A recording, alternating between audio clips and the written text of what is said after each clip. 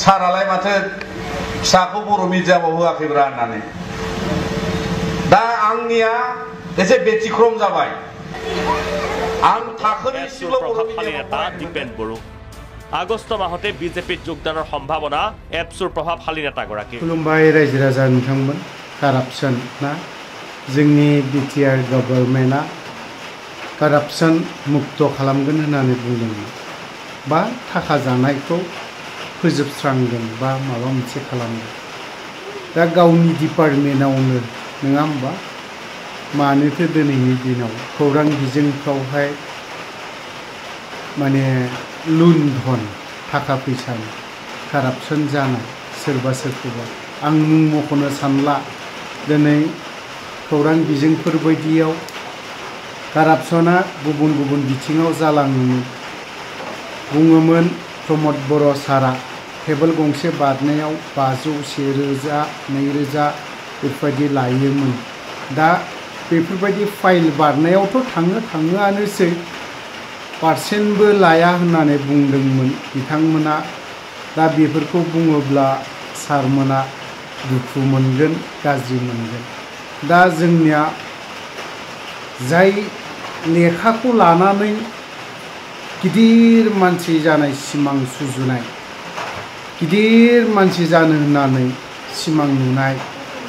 बै लेखाखौबो जों दिनै कारापसन बैफोरबायदि व्यक्तिनावबो बैफोरबायदि सुबुंनावबो माबायदि कारापसन जानो हमदों दा बिनि सायाव मानगोनां श्रीजुत प्रमद बर' सार डायनामिक लिडार सारा जोंनिया मा एक्सन लागोन नङाब्लाथ' गुबुनफोरखौ गोबां बाथ्रा बुंगौमोन दा बेफोरबायदि बिथिङाव माबायदि एक्सन लायो फरायसा आफादनि मानगोनां दिपेन बर' साराबो बिनि सायाव एसे खुगा खेंज्रिद बेखेवजेनदों गुबुन मोनबा गुबुना जुदि थानायमोनब्ला XYZ बाथ्राखौ बुंलांगौमोन नाथायबा दा मानगोनां श्रीजुत प्रमद बर' सार दङ बेखायनो आंबो सार श्रीजुत प्रमद बर' सारखौ बारा बुंनो सानाखै मानोना आंबो साननैसोनि उनाव आगष्ट मासनि गेजेराव बिजेपियावहाय थांहांहां जानानै दङ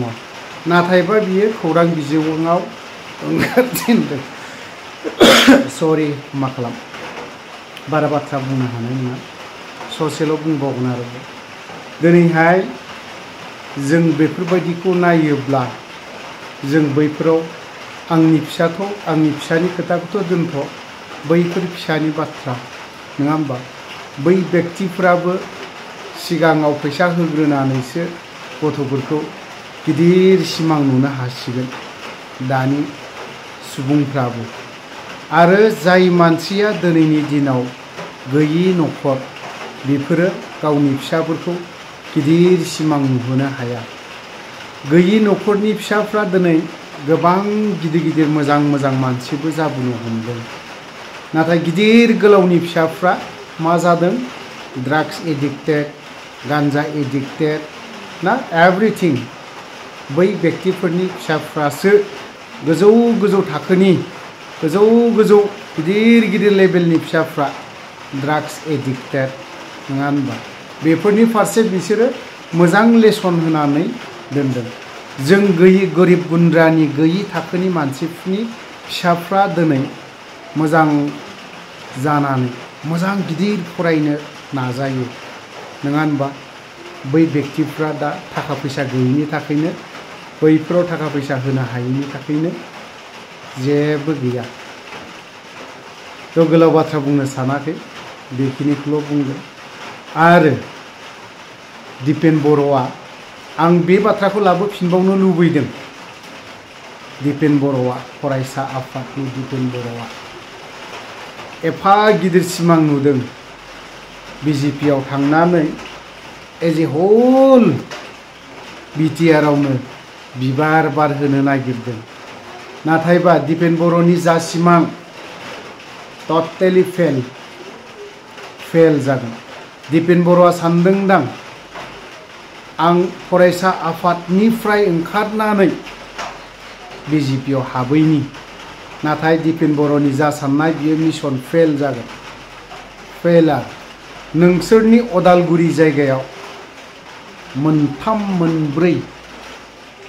राजखान्थि दोलोआ गोख्रों जानानै दं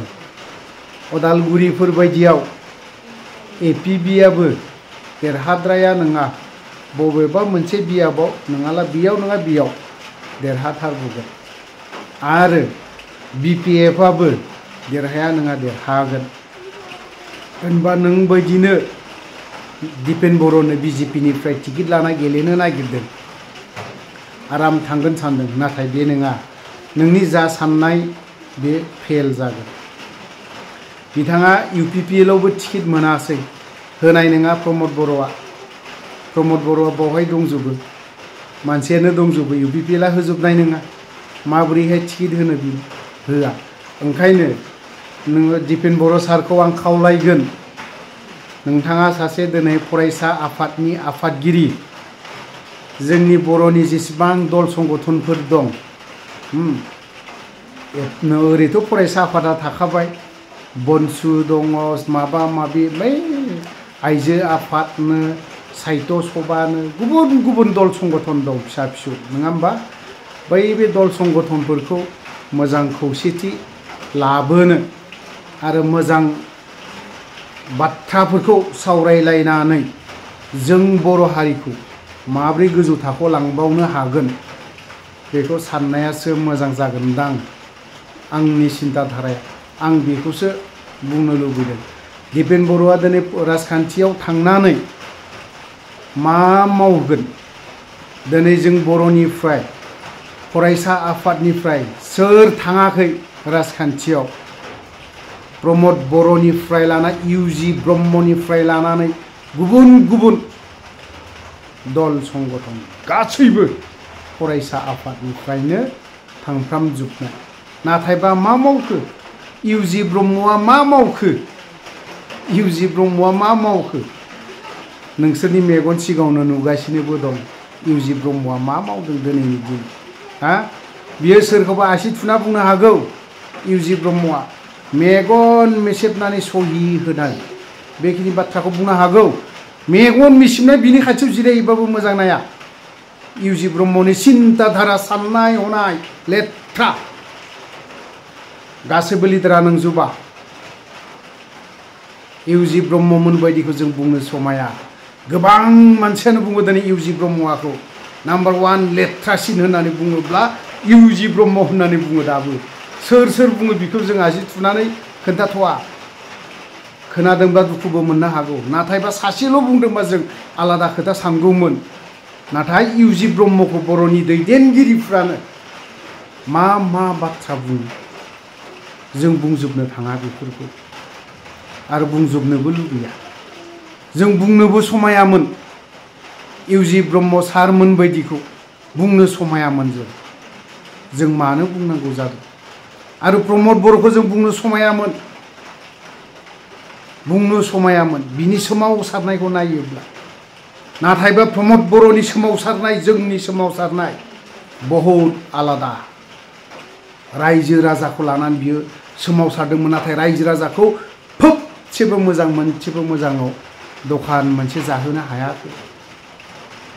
दिनै जोंनि एनडिएफबिनि सेंग्राफ्रा दिनै बेमार जानानै दं दिनै नैबे एकर्डनि गेजेरजों बियो सिप जादों बेमार जानानै दिनै मैया सासे रुंसारि जालांबाय मा बुंगोन थ' रुंसारि जानायखौथ' जों जेबो बुंनो हाला उन सिगां थेवबो मोजां मोनसे ट्रिटमेन्ट मोनोमोनब्ला इउपिपिएलआथ' माब्लाबाबो गावसोरनि सापर्टार नङाब्ला एनडिएफबिखौ मालाबाबो एक्सेप्ट खालामा बे प्रमद बर'नि गियान इउजि ब्रह्मनि गियान आरो फेरेंगानि गियान गबिन्दनि गियान बेफोर गियाना बिसोरनि गोजा बेफोरबायदिखौ जोंनि फरायसा आफादनि दिपेन बर'आबो नोजोर होनाया मोजां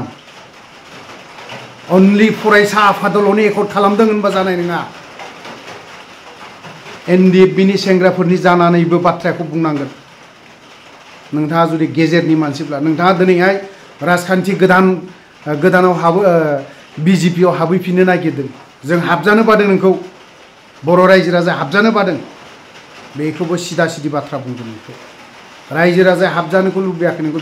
बिजेपियाव थांनायखौ लुबैयाखै जोंनि बर'नि राजखान्थि दोलो दिनैहाय बेयावनो था आरो थायाब्ला एबसुआवनो थाबाय था एबसुआवनो प्रेसिडेन्ट जानानै थाबाय था रायजो राजाफ्रा नोंखौ सनमान होगोन नोंनि जाना बाथ्रा बुंगोन फरायसा आफादखौ स्ट्रं खालाम दिनै ड्राग्सनि फारसे जौनि फारसे जौखौथ' मा होनना बुंनो वाइन शपआ खाथि जाजोबदों मानो वाइन शप लाइसेन्सखौ फरायसा आफादा गोख्रोङैनो बुंनांगौ दिनै लाइसेन्सफोरखौ बन्द' खालामना नांगौ जाखिनि लाइसेन्स मोननाय कयेकटा खाथि साफागुरिफोर बायदियाव नाय वाइन शपआ लोंग्राया दिनै बारा एसे खम खालामोब्ला मोजां जागोन आरो लोगोसे ड्राग्सनि बेलायाव जोंनि साफागुरिफोर चिरां डिस्ट्रिक्ट बायदि बिजनीफोर बायदियाव क'क्राझार बायदियाव बिसिबां बारा जानो हमदों दिनै फरायसा आफादफोर बेफोराव जों माब्लाबा हमना मोनोब्ला जों फरायसा आफाद बायदिखौ जों लिंहरो माब्लाबा दिनैहाय बिथांमोना बुङो प्रशासन गैयाबा जोंखौ आवगाया आरो जों प्रशासनखौल' नायबाय थाबा मा जानो नोंनि आंनि गथ'फ्रा दिनै ड्राग्स जानो थांगासिनो दं जों बेफोरनिफ्राय बासायनांगोन दिनै ड्राग्स जानानै सोरबा बिमाखौ बुथारदों दिनै सोरबाया दिनै न'खराव दुम दाखाल खालामदों नोंनि न'आवबो गोग्लैगोन सानसे आंनियावबो गोग्लैगोन बेफोरो ओंखायनो फरायसा आफादा बेफोरनि बिथिङाव जुदि लादोंबा दिपेन बर'आ रेलिल'जों जाया फरायसा आफादा बेफोरनि फारसे मोनसे हगारना दोननांगौ मानसि हगारना दोननांगौ जायफ्रा दिनै ड्राग्स हमो बेफोरबायदिखौ आखायाव लानानै थाब एक्सन लानांगौ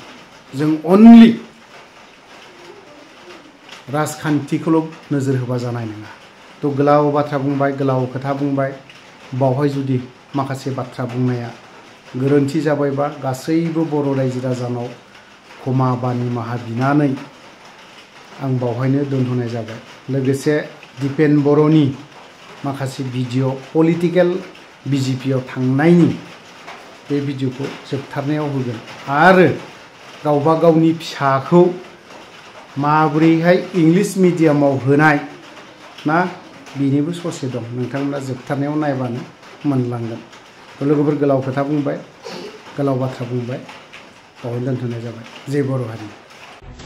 যি সময়ত বিজেপিয়ে প্ৰতিটো নিৰ্বাচন ফাইনেল নিৰ্বাচন বুলি নিৰ্বাচনী প্ৰচাৰ জপিয়াই পৰে তাৰ বিপৰীতে চৰ্চাবিহীন বিৰোধী শিবিৰ